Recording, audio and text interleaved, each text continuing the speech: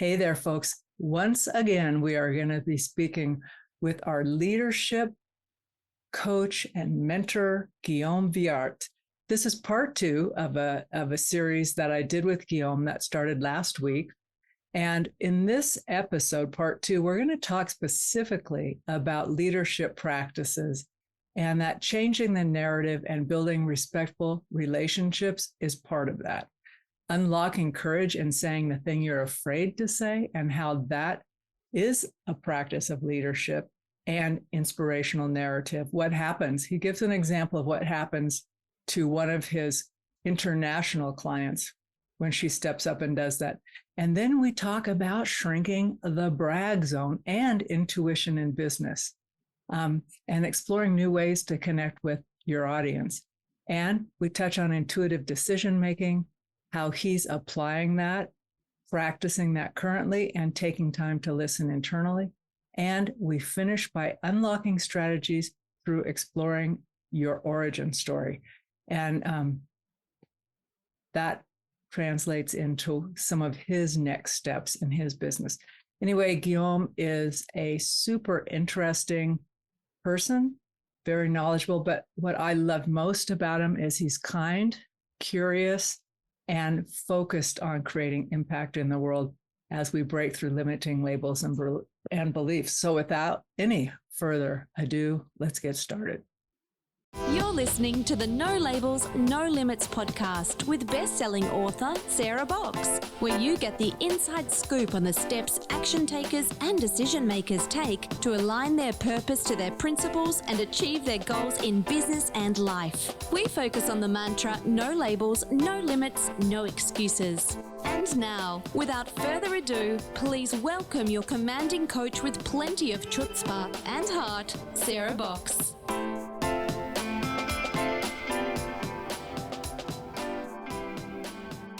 And then it's how you practice it. So when building a narrative is not just writing stuff, not just having those good intentions, or not just the values that you label, that you put on your website. Hey, we are this, we're that, we're collaborative, we're great, this. It's also, how do I experience it?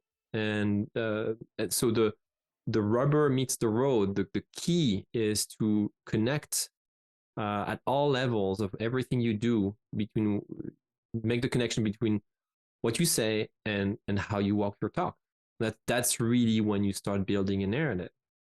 It's about the details. It's about the words you use. For instance, last night I published an article about the fact that I don't use the word competitor or competition in my daily language. I stay away from it. I try to. It's hard because most people around me use that left and right.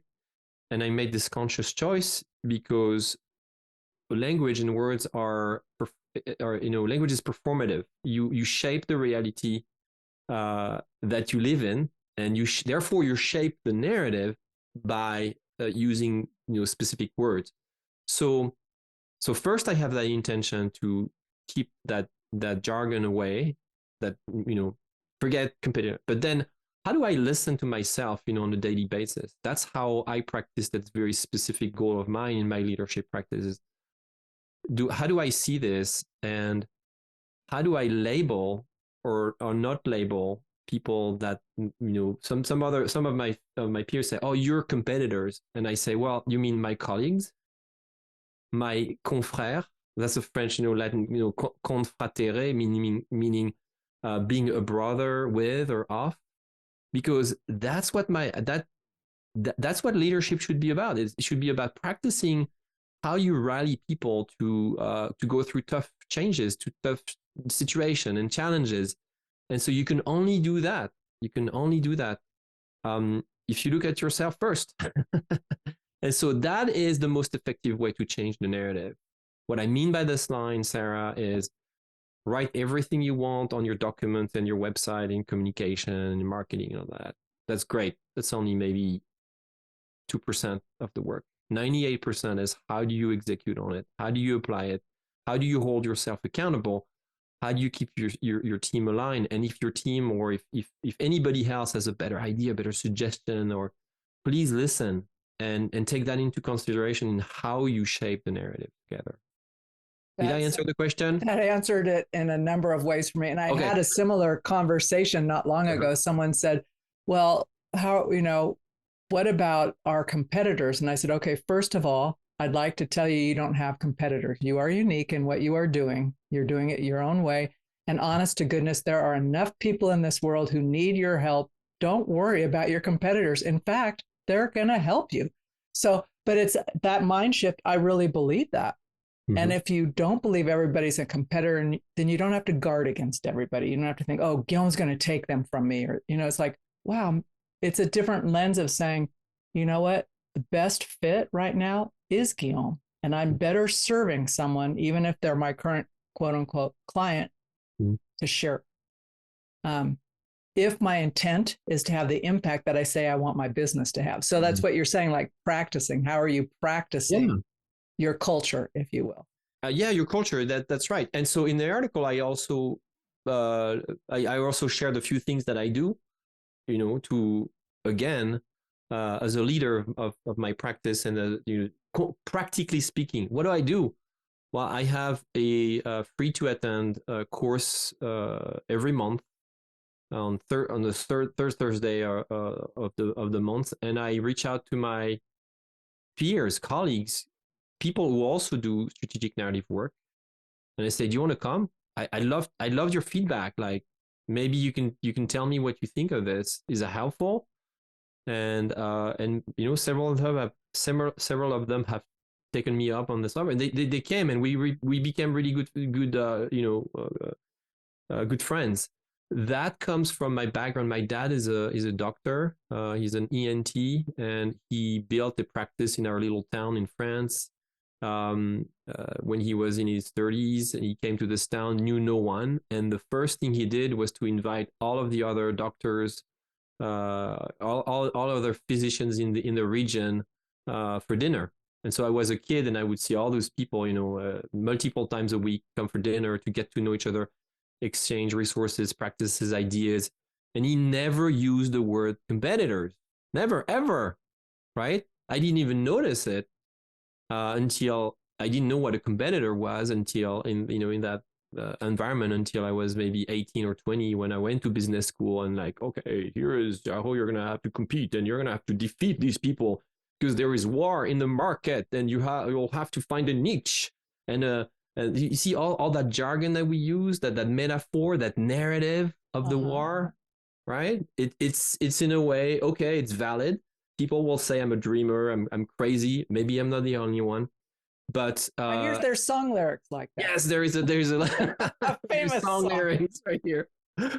But see, that it comes from that background of my dad used to call his colleagues, advisor, that he used to call them confrères, and in French he would start every letter or sentence. I would hear him dictate his letters, on his little cassette tape, and start with cher confrère, right, with the highest degree of respect, which is something that I wish we would see more, way more in our professions, in our advisory professions of coaches, consultants, engineers, designers. Anybody with a consulting aspect to their business needs to pay attention to this.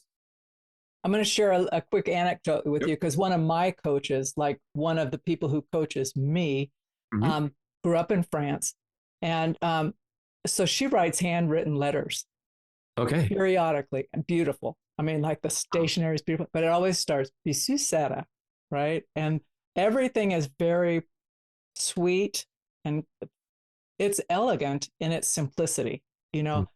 It's not just a quick email. I'm thinking, okay. And I just took something from that. I mean, it's changed how I think about things, and go, Sarah, take a little more time. Yeah. You used to spend time doing this. Just do it. It's so appreciative when you do that. And I thought, yeah, it's just going back to some of those basic things of seeing people as people. Right.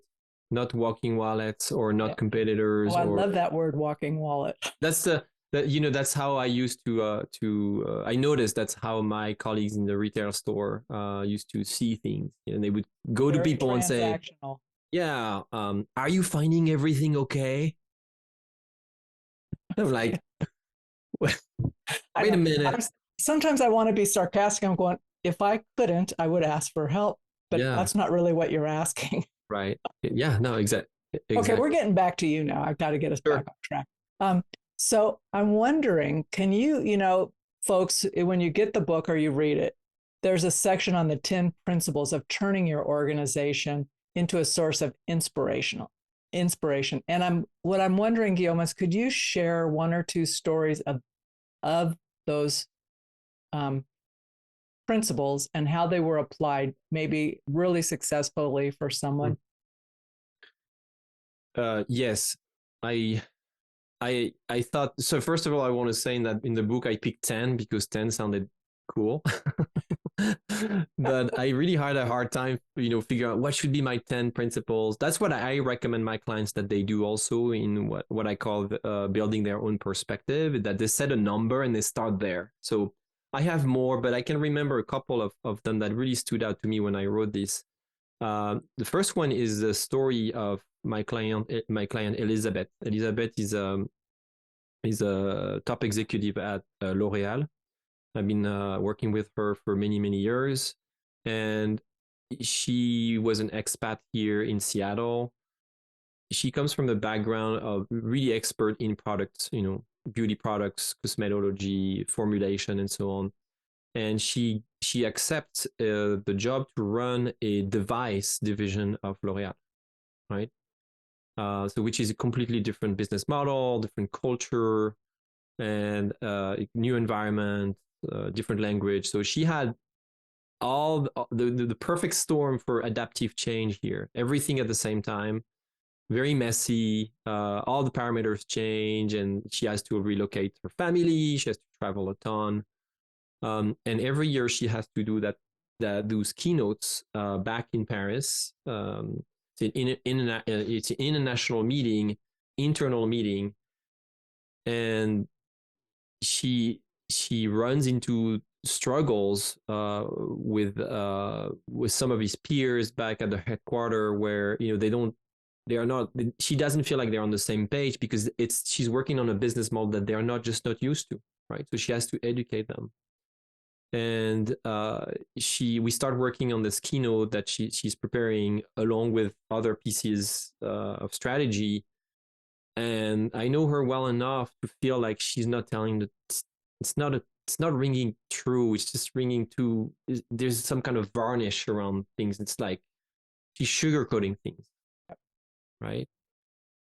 And I had to at some point to say, I'm just not feeling this, right? It's not you. There's something here. So we had this, long conversation, and finally she admitted that there was an elephant in the room that she was scared of calling out.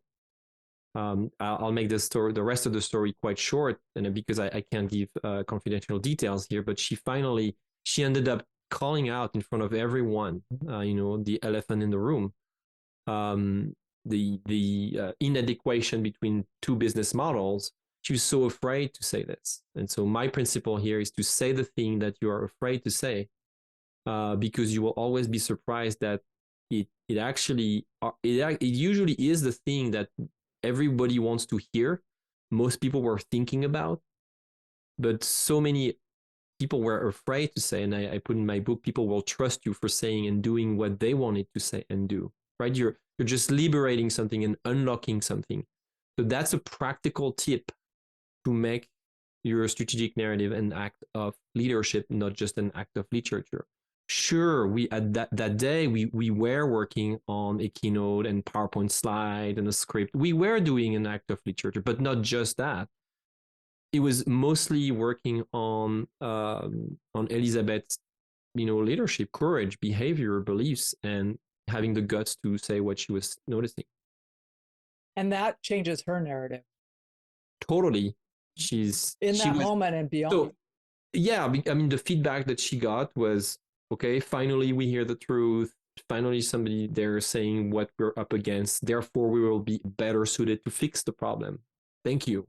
And she sent me emails after that of people what people were saying. So, and that made her a better leader. And now she's a very successful team builder, people leader. At L'Oréal, and she carries on her journey.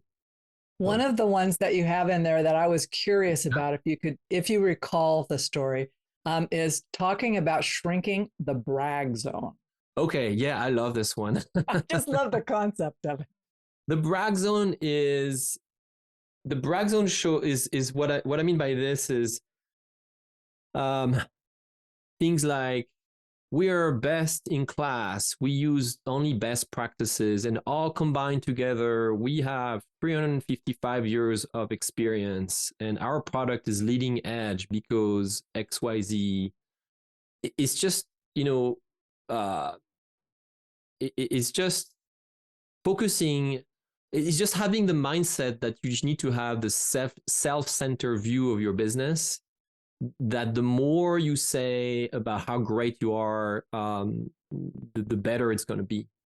That's from a different century, not even a different decade. It's from a different century when, advertising was just starting. That's not how our world works anymore. Sure, you're great, right?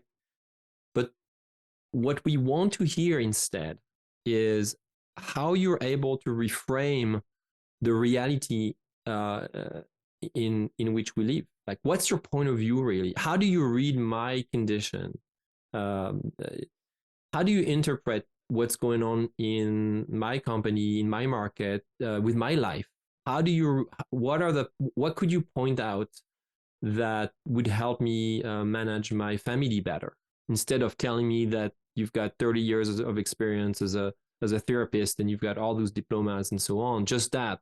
So the brag zone is this dangerous area that we are a little bit all scared of and stuck in, and nobody wants to be that person. Like, who likes to brag really? Who wants to brag better here? And whoever you are, if you're listening to this, do you want to brag? I'm sure you don't want to do that, right? But that's the only mode that we typically know, that we are taught, right?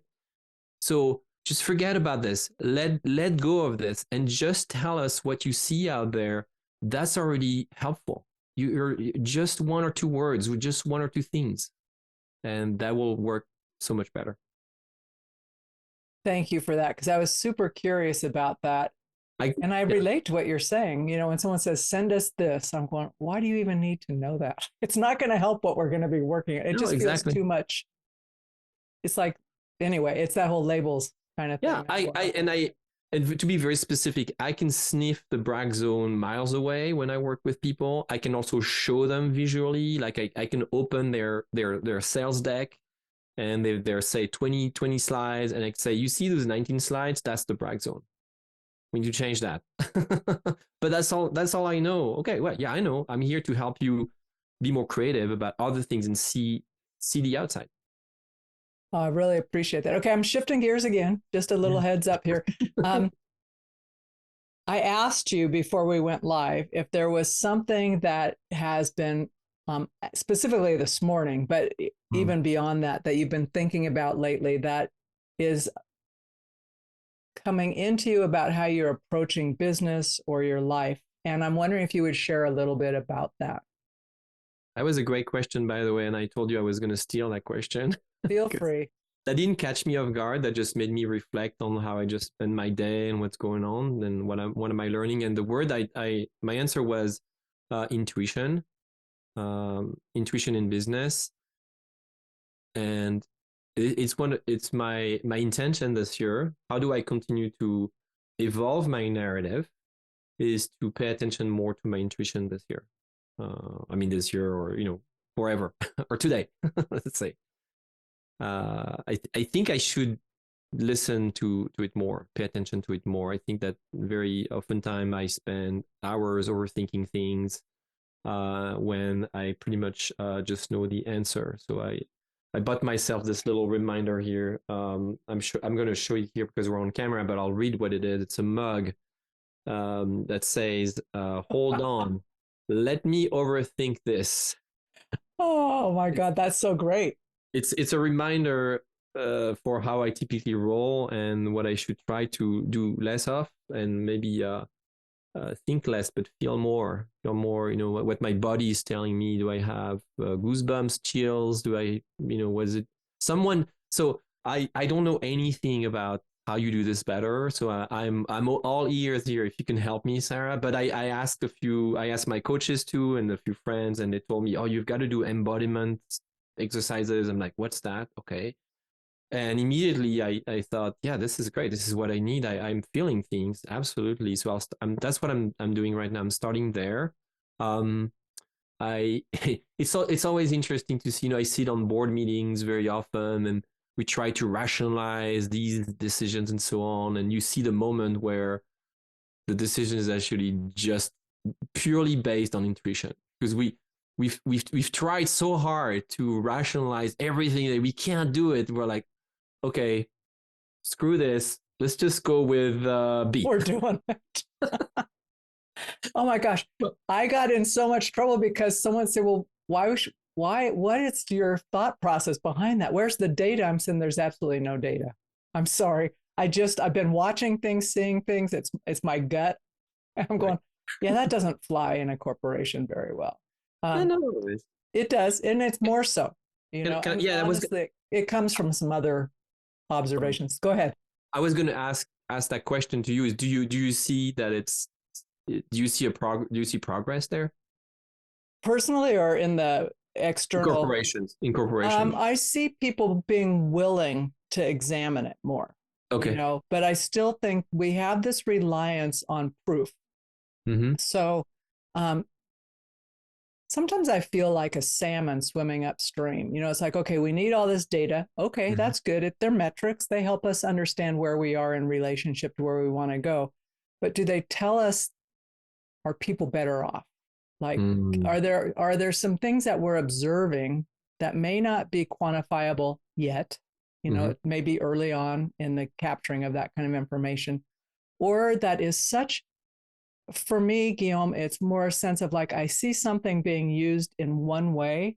And my sense is if it got tweaked just a little bit, it would really help over here. Right. But then I have to check in like, okay, is that me trying to fix something or whatever? So I have to listen internally to what's going on. And is it like what's my intuition telling me? And then also to check in when you talk about the body senses is like, I can feel like when it's a fix it kind of thing, oh, my neck and shoulders get tight because I'm muscling against it. So the body work is really helpful, body and breath work and all of that. It's like, okay, just settle in and let's just not overthink things, which is what cracked me up about your mug. Because my mantra now is like, when I know I have a big project to do, it's like, just what's the easiest way you can do this? Like, keep it simple. And honestly, going, okay, if you didn't do this and this and this, you'd get it done. And I practiced that getting ready for your episode, because I normally have this really elaborate thing. And I'm thinking, let's see if we can do it different.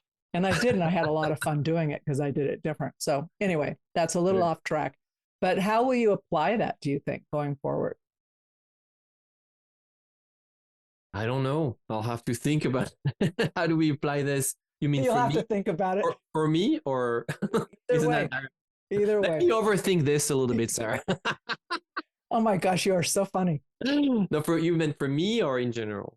Or both. For you and your business, I think. Because I think you're doing some unique things. And so it'll trickle out to your client. So I'll tell you what I started doing, and to apply this is to I meet with myself 2-3 times a week, first thing in the morning, and I do some journaling. I breathe and write down what I'm sensing. First of all, I carve out that time. There's a great say by a French CEO, I can't remember the name, who said, if you're not meeting with yourself 20 minutes a day, you're committing a professional mistake, error professionnelle, meaning you're not fulfilling your contract. That's the literal sense, the meaning in French. So he wanted all of his managers, leaders, everything and everyone to carve out 20 minutes a day as a mandatory activity. So I thought I would implement that, and that's working well. I'm not at every day 20 minutes, but at least 3 times a week so far. Trying to be a better leader here, and also time management, because if I have all the time that I want and need and schedule for something, then I start overthinking. So I use an app called FocusMate. FocusMate is a platform where you can schedule time to focus with other people who wants to focus. You just hop on a Zoom call like interface where you just say hi, what are you gonna work on, and then you turn off your microphone and your video if you wish, and then you start working. And I started to schedule a shorter session of that sort right at specific moments of the week to force me to just not to think too much, but follow what my gut is telling me, because I have a limited amount of time. Yep. So that's I have a what prediction for you that once you get in the groove of that 3 times, yeah, you'll start observing some different things and you're going to say, mm-hmm. oh, I think I need more. Mm. Because the benefits back to you personally and right. professionally right. will start to magnify. Yes. It's kind of a fun process. And if I'm wrong, please reach back and say, what the heck were you talking about? I'll call your customer service. Say. Yeah, I am my customer service. Oh, mercy. Okay. So I know you've got a new thing that you're going to be implementing in your business. You're going to start a podcast, yes. Expert on a Mission. And yes. What's the genesis of that, and what are you hoping to accomplish from it? So in my work, the piece that I am most excited about and that I'm always fascinated about is the origin story of someone or of a business. And I noticed that there is a phenomenon. We forget why we started something. There's amnesia, right? And I'm fortunate enough to be picky with who I want to work with. And I work with one of the criteria for who I prefer to work with, people who sound and feel like they are on a mission. They may not necessarily be able to exactly articulate it, and that's okay.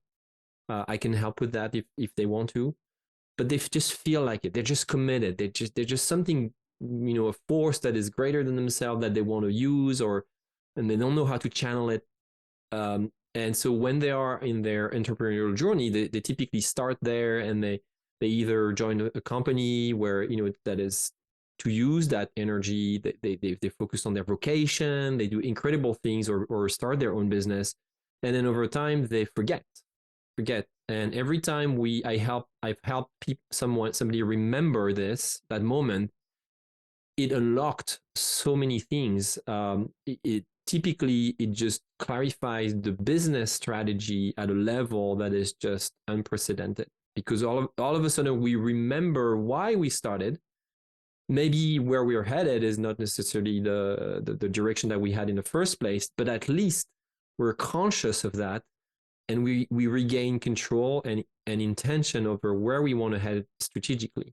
So I have this very specific way to do this exercise with people that I call exploring your origin story.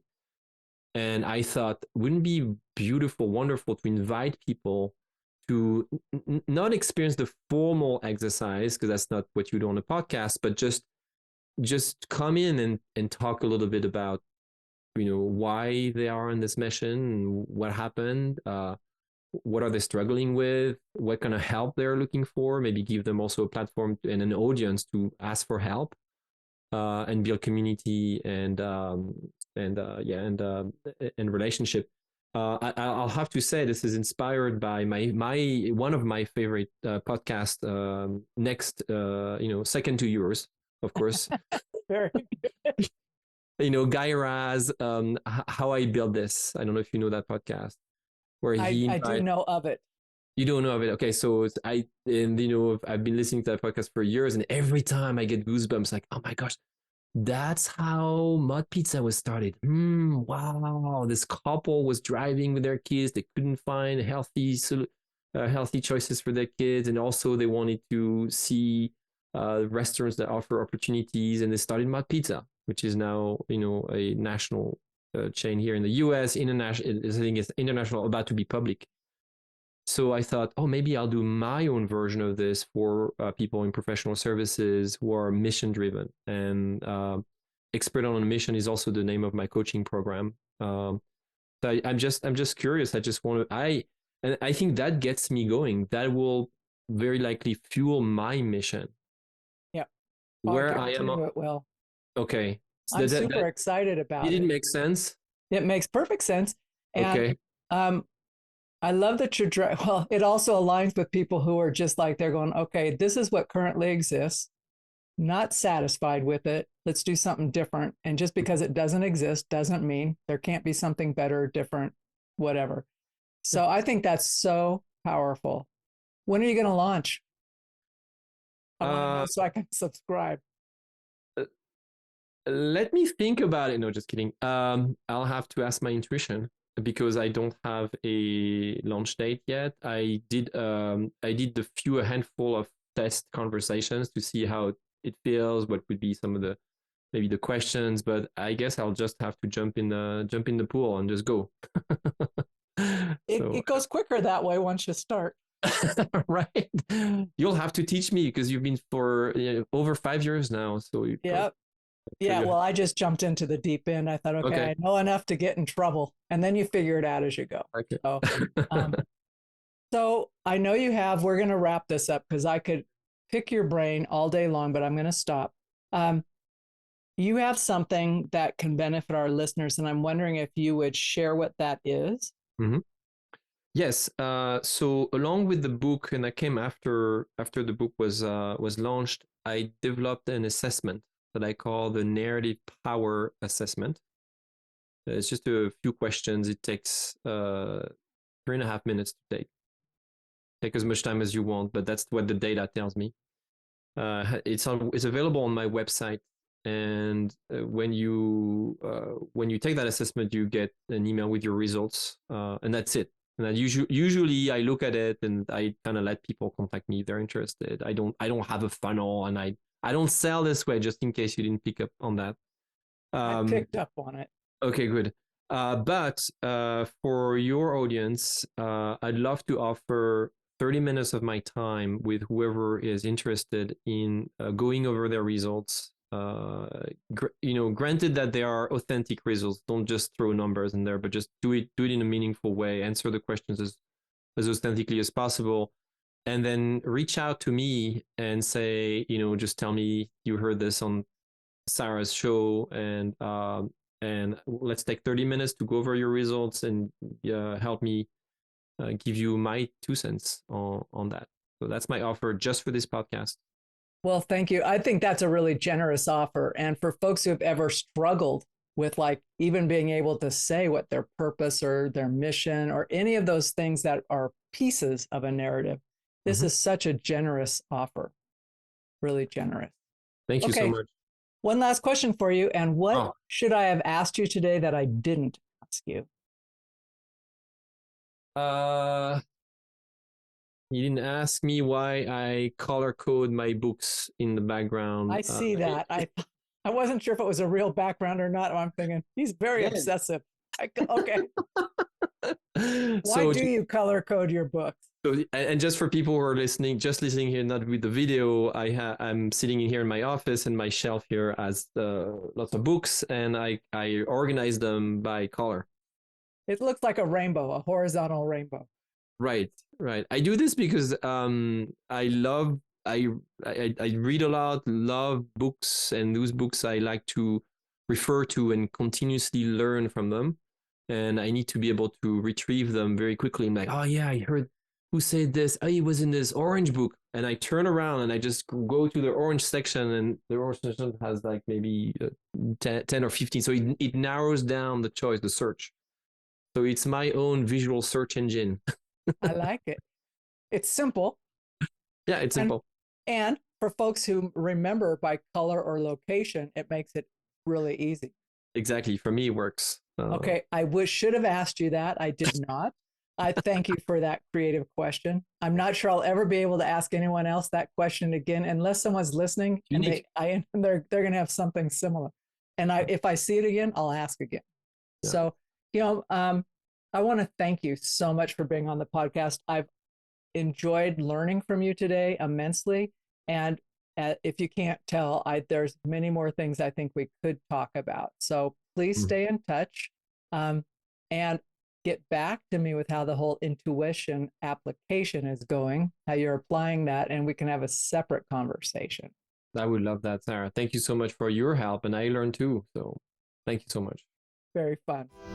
You've been listening to the No Labels, No Limits podcast with best-selling author, change agent, and strategic vision coach, Sarah Box. You can grab the show notes and find out how to work with Sarah at sarahbox.com/No Labels, No Limits podcast. We'd love this podcast to reach as many people as possible. So please remember to rate, leave a 5-star review, and share the podcast with someone you think would get value from this conversation. Until next time, keep taking those daily action steps to align your purpose to your principles and achieve your goals in business and life.